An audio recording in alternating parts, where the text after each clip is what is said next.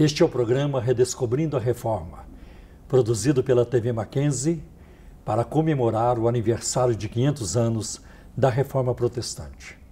Foi em 31 de outubro de 1517 que Martinho Lutero, segundo vários historiadores, pregou suas 95 teses na porta da igreja de Wittenberg, na Alemanha. Com isso, Lutero conclamava todos para uma volta à centralidade da palavra de Deus na pregação e na prática da vida cristã. Mas a reforma não teve apenas implicações religiosas. Ela também exerceu grande influência na economia, na educação e nas artes, como também na política, contribuindo grandemente para a sociedade em geral. No programa de hoje recebemos uma visita muito ilustre. Trata-se do Dr. Antônio Cabreira, que já foi ministro da Agricultura no governo Collor, que também já foi secretário da Agricultura no governo do Mário Covas, em São Paulo. Isso. E nós estamos muito felizes em recebê-lo aqui hoje, doutor Cabreira. Sei que você traz assim, informações muito relevantes e também interessantes do tema que vamos falar hoje sobre a Reforma Protestante. Seus cumprimentos. Olha, muito obrigado. Eu quero agradecer à TV Mackenzie, ao CEFT, ao professor Paulo, ao professor Marcelo. Eu quero me dizer que sinto muito honrado e espero poder contribuir nesses 500 anos e aqui aprendendo e também, quem sabe, trazendo alguma nova informação. Doutor Cabreira, já faz muito tempo que você é uma figura conhecida no cenário brasileiro, principalmente na área da política, e eu ouvia muito falar da sua pessoa, principalmente de uma coleção de Bíblias que você foi construindo ao longo do tempo, Bíblias, obras da Reforma. Eu gostaria de começar a nossa entrevista hoje para saber mais sobre isso. Fale-nos então sobre a sua coleção de Bíblias e a coleção de obras da Reforma, porque eu creio que tem tudo a ver com o nosso programa. É verdade. Na realidade é uma biblioteca específica, ela não é uma biblioteca normal, apenas de consulta, ela é mais como primeiras edições, manuscritos, cartas, esse tipo de documento um pouco mais raro, eu diria. E é interessante porque você aprende muita coisa. Você fez uma menção, por exemplo, na abertura, às 95 teses. Na realidade, Lutero ele não tinha intenção de publicar essas 95 teses. Ele apenas a fixou na igreja em Wittenberg e esperou e os chamou para um debate como era o costume da época. Na academia. Na academia. E na realidade, um cardeal, o cardeal Mazzolini, ele resolve retrucar e replicar aquelas 95 teses, ele copia e faz uma publicação. Então, para ele poder refutar ou tentar refutar, ele, no início da obra, ele imprime as 95 teses. Então, se a gente perguntar quando que as 95 teses elas foram publicadas pela primeira vez, não foram por Lutero, mas foi por alguém que estava tentando refutar. Então, é esse tipo de documento que a gente tem. Agora, documentos originais, primeiras edições.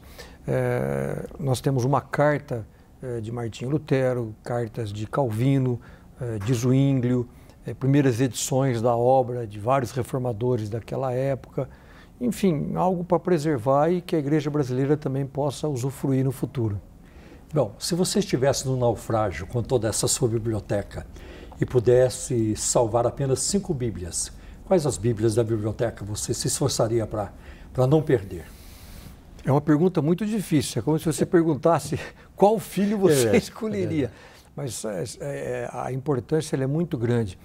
Mas ali nós temos, por exemplo, o Textus Receptus, de Erasmo de Roterdã, é uma obra monumental, né?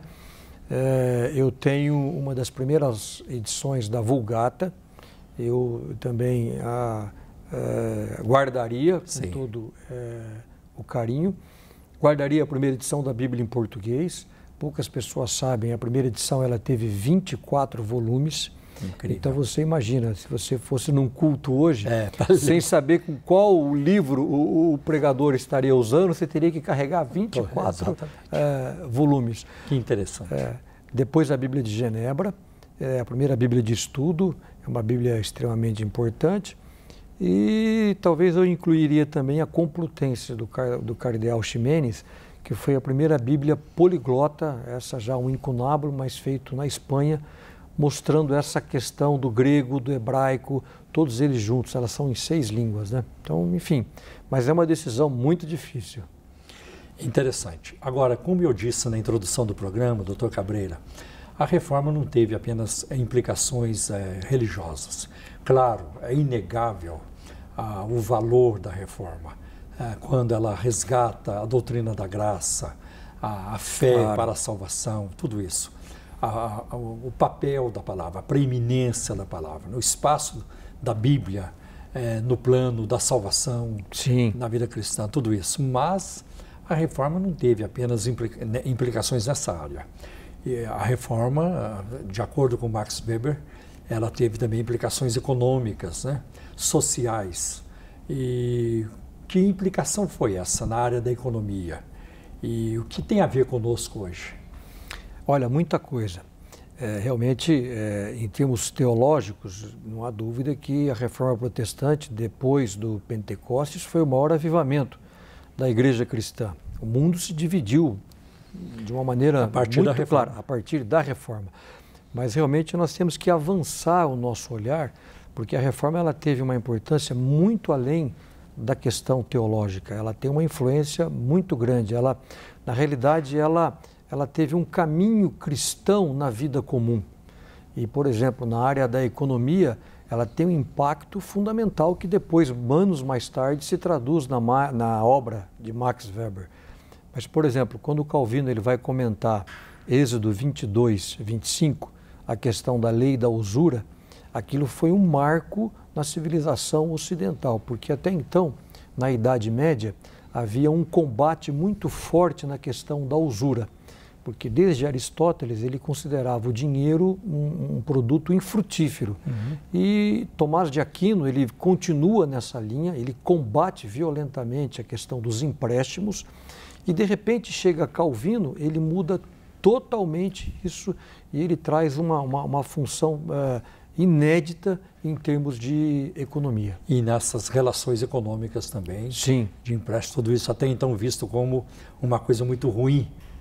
E Calvino dá uma outra leitura disso. Uma outra leitura. Que bênção. Nós teremos um rápido intervalo e logo em seguida voltaremos para prosseguir com a nossa entrevista com o doutor Cabreira, tratando ainda sobre economia e a reforma protestante.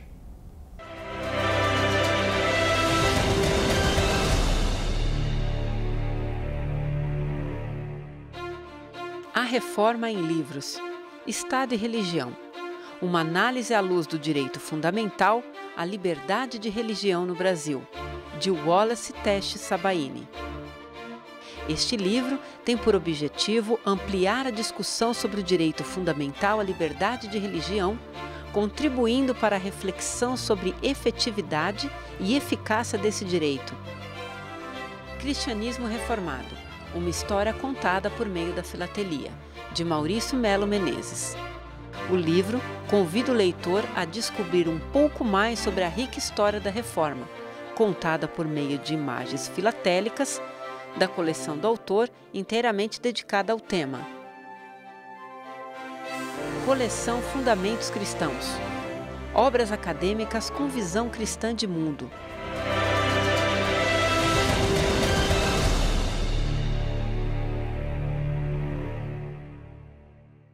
Estamos de volta ao programa Redescobrindo a Reforma e hoje entrevistando o doutor Antônio Cabreira. Doutor Antônio Cabreira, conversávamos antes do intervalo sobre a questão do empréstimo, da usura, como isso era censurado naquela época e como Calvino deu uma outra ideia sobre isso. Como é que foi isso? Na realidade, o Calvino ele não escreveu um tratado de economia, mas especificamente esse comentário que ele faz desse versículo de Êxodo a respeito da usura do empréstimo. E hoje até a gente tem dificuldade, as pessoas falam, puxa, Calvino, então ele foi a favor dos banqueiros. Não é isso, porque a Idade Média ela vinha num combate muito forte à questão dos empréstimos. E isso impedia o progresso econômico, isso impedia a inovação. E Calvino ele dá uma interpretação diferente. Ele diz, olha, aqui esse texto não está proibindo os empréstimos. Na realidade, esse texto ele é uma garantia ao necessitado. Ou seja, o que eu não posso é emprestar um dinheiro para aquele necessitado, para aquele pobre. Mas para o restante, de uma maneira geral, isso é possível. Calvino, inclusive, avança, ele coloca alguns determinados limites nisso. Mas isso foi um marco, isso foi algo extraordinário. Por quê? Porque ele transfere da responsabilidade que era da igreja ou do Estado para a responsabilidade do indivíduo, da consciência individual. Então isso praticamente é o nascimento do capitalismo, porque você começa a partir daí a criar o respeito aos contratos, a liberdade das pessoas. Ou seja, se eu tenho um dinheiro e eu pretendo emprestar, nós vamos combinar alguma coisa, vamos tratar alguma coisa e vamos ter o respeito devido a esse nosso acordo. Isso foi uma inovação incrível. E não apenas favorecendo os grandes banqueiros, mas favorecendo inclusive aquelas pequenas, o pequeno negociante, artesão, o pequeno pedreiro. Por quê? Porque eles pegavam as suas economias e você sabe que com isso nós tivemos o nascimento, as que a gente chama de joint stock options, as companhias de ações. Porque essas pessoas, elas colocavam os seus dinheiros aplicados, não é apenas o banqueiro, em ações. E daí que nascem as grandes companhias. Você tem companhias criadas na época da Reforma, por exemplo, para explorar uma rota comercial na Rússia, na China. Você tem a Companhia das Índias, onde os pequenos comerciantes pegavam as suas economias em 1600 e criaram a Companhia das Índias, que nós fomos beneficiados. Fomos afetados por ela. Com a chegada de Maurício de Nassau, que foi empreendimento privado.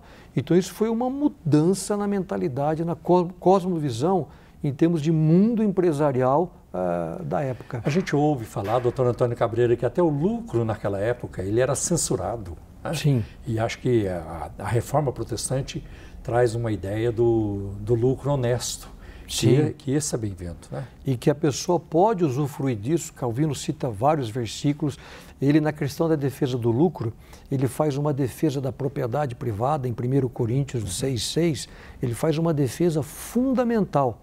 Então isso dá ao pequeno negociante, inclusive, que vivia numa era feudal, que às vezes não possuía terra, que não tinha bens. Que era muito explorado. Que era muito explorado, mas ele começa a ter a garantia de ele poder manter os frutos do seu trabalho. Então, se ele fosse um pedreiro, se ele fosse um carpinteiro, aquele tipo de pensamento propiciou a ele que ele pudesse guardar aquelas economias. Então, você tem assim uma grande inovação. Você mudou as relações comerciais, porque sem isso, que hoje parece tão básico, de uma coisa de jardim da infância, mas isso você não tinha o verdadeiro comércio. Imagine hoje você ter, por exemplo, importadores e exportadores sem a questão do empréstimo. Isso não funcionaria numa economia moderna. E isso começou lá nos primórdios com o pensamento calvinista. Isso é uma das grandes heranças da reforma protestante para o mundo da economia. Afetou o mundo todo. Sim, afetou o mundo todo. Isso depois chegou nos Estados Unidos com uma economia moderna, chegou na Holanda com os reformados, isso se propagou e principalmente não só a questão do empréstimo, mas através disso, Calvino, eu diria, sem nenhum medo de errar, que ele é o pai, junto com a reforma protestante, da origem do contrato social. E, doutor Cabreira, a gente ouve falar bastante, talvez tenha até obras sobre isso, de que os países que, os primeiros a abraçar a reforma protestante, abraçaram e ficaram com ela, foram os que mais prosperaram economicamente. Que leitura você faz disso?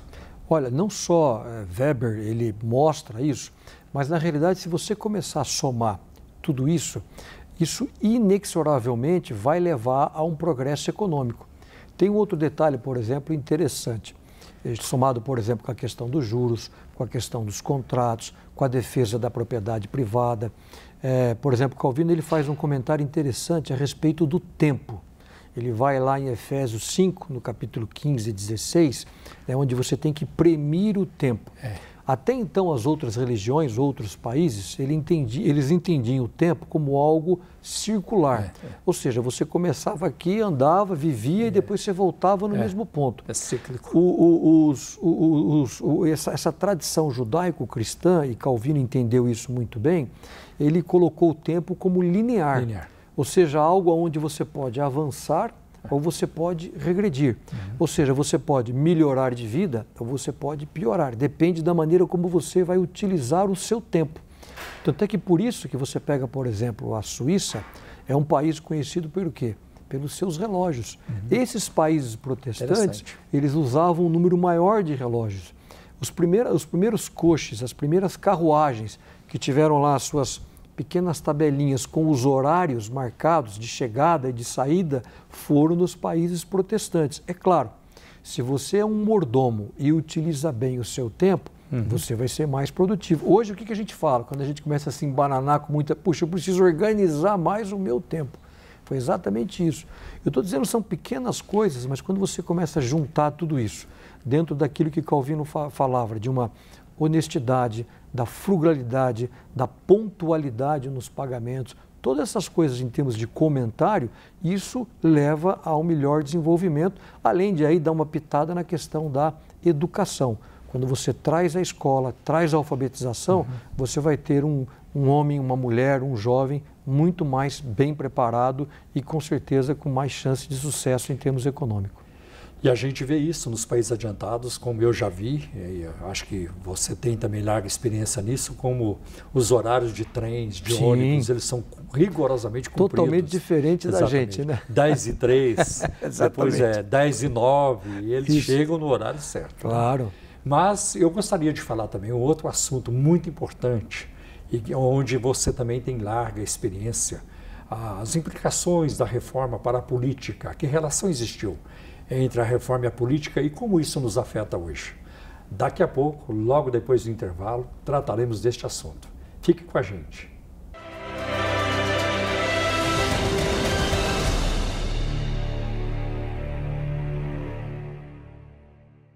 Coleção Fundamentos Cristãos. Obras acadêmicas com visão cristã de mundo. Calvino e a influência de seu pensamento. Ensaios brasileiros sobre Calvino e Calvinismo. Organizado por Davi Charles Gomes e Augustus Nicodemos Gomes Lopes, a coletânea de ensaios aborda a vida e a obra de João Calvino, sob a perspectiva da tradição protestante calvinista.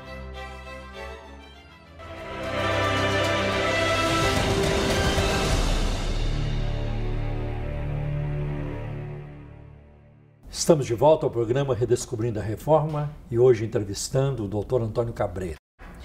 No nosso segmento agora, gostaria também de tratar com você, perguntar-lhe sobre a relação da reforma com a política.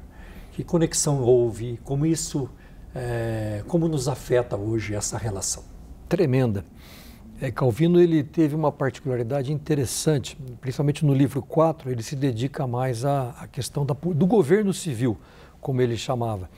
E ele busca lá em Romanos 13, qual seria o papel do governo, que às vezes é a pergunta que a gente faz, no momento como o Brasil de hoje, a gente sempre, qual é o papel do governo, o que é que está acontecendo?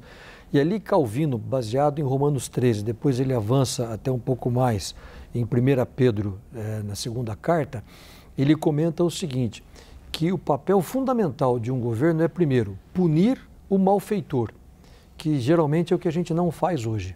Às vezes o sujeito, hoje é o país da impunidade, o sujeito comete uma irregularidade e ele não é punido. Ou até mesmo, às vezes o sujeito comete uma agressão física ou alguma coisa e a gente procura terceirizar isso, dilui, mas ou a sociedade, ele foi criado em determinado ambiente. Não. O papel do governo nesse ponto, primeiro, é punir. E segundo, é promover aquele que faz o bem. E é exatamente o contrário também do que a gente faz. Aqueles que produzem, aqueles que trabalham, sim, eles são extremamente penalizados pelo governo. Então, infelizmente, essa foi uma grande lição da reforma protestante que nós esquecemos. O papel do governo, em primeiro lugar, seria punir aqueles que erram e incentivar aqueles que praticam o bem. Agora, Essas ideias, elas parecem simples, há uma série de outras ideias. Quando o Calvino vem e fala, olha, a salvação é algo individual e depende de você, da sua fé, da consciência individual, isso também ela extrapola para a questão política.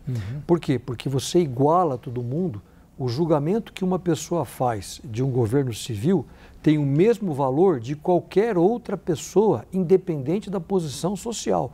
Ou seja, um nobre e uma pessoa a mais simples possível, eles podem julgar, ou eu diria votar, da mesma maneira, sem nenhuma discriminação. E a montagem como o Calvino faz as suas igrejas através dos seus consistórios, dos seus sínodos, das suas assembleias, é o chute inicial da democracia moderna. Olha. E tanto é que Abner, na história da Reforma, ele fala que Calvino é o pai da maior república do mundo, fazendo uma referência aos Estados Unidos. Você sabe que Calvino ele fez muita referência ao livro de Samuel e a Deuteronômio, quando ele faz esses comentários do governo civil. E se você me perguntar, por exemplo, nessa maior república dos Estados Unidos, qual é o livro que mais influenciou, por exemplo, a Declaração da Filadélfia, é o livro de Deuteronômio, baseado nos comentários de Calvino. Olha. E não só isso. Se você pegar esses grandes pensadores clássicos que, através das suas ideias, dos seus pensamentos, eles eram calvinistas. Poucas pessoas sabem. Adam Smith, ele era calvinista. Sim. John Locke era calvinista, né? Uma obra monumental, o segundo tratado do governo civil, que é uma base dessas democracias modernas, eles têm a sua origem, eles beberam na fonte de Calvino, da Reforma Protestante, de uma maneira geral. Então, tudo isso levou realmente a essa influência fantástica nas democracias modernas. Eu não tenho medo nenhum em falar que Calvino ele foi o pavimento inicial dessas novas democracias, porque até então não existia isso.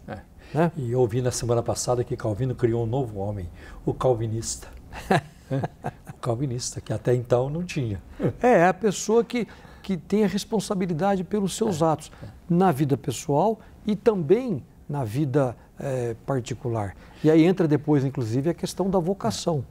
Né? E aí, quando falamos de vocação, que é um tema muito importante também, até vou aproveitar para trazê-lo agora à tona, você até já falou que hoje sou um agricultor, naquela época já conversamos sobre economia. Como é que se processava essa questão da vocação? Na realidade é um tema muito cativante. Poucas pessoas sabem, mas Lutero, ele, em uma determinada fase da vida, ele teve que fugir, porque ele estava perseguido, e ele se enclausura num castelo em Wartburg, e ali ele faz a tradução para o alemão.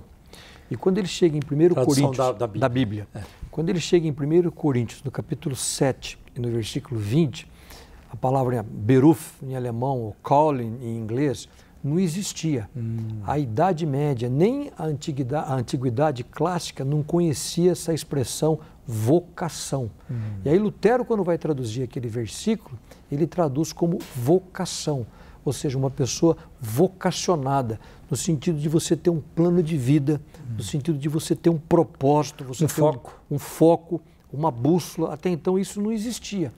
Então isso nasceu desta tradução, isso nasceu da mentalidade deste tradutor, de Martinho Lutero, e de tal maneira que é o seguinte, você tem alguma vocação, porque até então a pessoa ela teria algum tipo de uma boa vocação se ela tivesse no clero, se ela fosse um frade, alguma coisa assim. Sim, do resto, não havia nenhum tipo de valor nisso. Lutero chega e fala, não, olha, é o contrário. Não importa que tipo de serviço você faça, mas ali você tem uma vocação, ali você está desempenhando uma função para Deus. Isso dá um sentido totalmente diferente para a pessoa. Então, a vocação ela não está apenas naquele que sobe ao púlpito e prega, mas é aquele que abre a igreja e vai faxinar a igreja, ele também é vocacionado, ele também está fazendo uma coisa para Deus.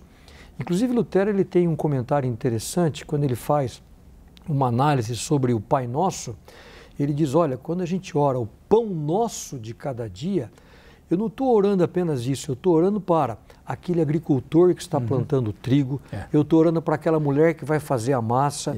Então, isso tem para quem vai assar. Para quem vai assar, isso me traz para os dias de hoje. Certo. Eu tenho alguém vocacionado que deve estar preparando o hotel que eu vou dormir hoje à noite, alguém que está preparando a refeição que eu vou comer daqui a pouco em algum restaurante. Então, tudo isso... Quando é tudo para a glória de Deus, né, doutor? Aí sim, que entra, quando é para a glória de Deus, isso é uma coisa que tem que ser bem feita. Não pode ser feita com displicência, não pode ser feita com relaxo, porque isso é para Deus. Então, isso deu um tipo de sentimento de missão no cumprimento do trabalho que nenhuma outra religião e nenhum outro movimento conseguiu captar tão isso como a vocação trazida pela Reforma Protestante. E quando todos estão fazendo, e se for para a glória de Deus, porque nem todos têm consciência disso, aí todo mundo lucra com isso, Sim. todo mundo ganha. Só lembrar Jeremias, né? Ai daquele que faz a obra do Senhor relaxadamente. Exatamente. E a questão, então, do trabalho, né? A reforma e o trabalho também é uma coisa muito interessante nesse aspecto, né? Sim, muito grande. Aí é uma série de coisas, porque quando Lutero ele trabalha nesse sentido da vocação, ele traz para o trabalho comum algo que então não se tinha, porque o pessoal da época dava valor apenas para aqueles trabalhos relacionados à religião. Sim. Nesse caso específico, Lutero mudou totalmente. Até uma história da época... Aí entra a importância do laicato. Sim, exatamente. Até uma história. Uma história interessante que um rei foi visitar a construção de uma catedral, ele encontra lá o seu pedreiro, o pedreiro explica o que ele estava fazendo, as construções, os cálculos, ele encontra depois um carpinteiro e assim ele vai sucessivamente conversando com cada um e cada um dando a sua posição. E quando ele está saindo, ele encontra uma faxineira ali varrendo e ele pergunta, e você? Ele fala, eu estou construindo uma catedral para a glória de Deus. Agradeço muito a sua participação, doutor Antônio Cabreira. Foi uma alegria muito grande tê-lo aqui e pela grande, importante contribuição que você deu ao nosso programa. Agradeço também a sua audiência. Deus abençoe a todos e até o próximo Redescobrindo a Reforma.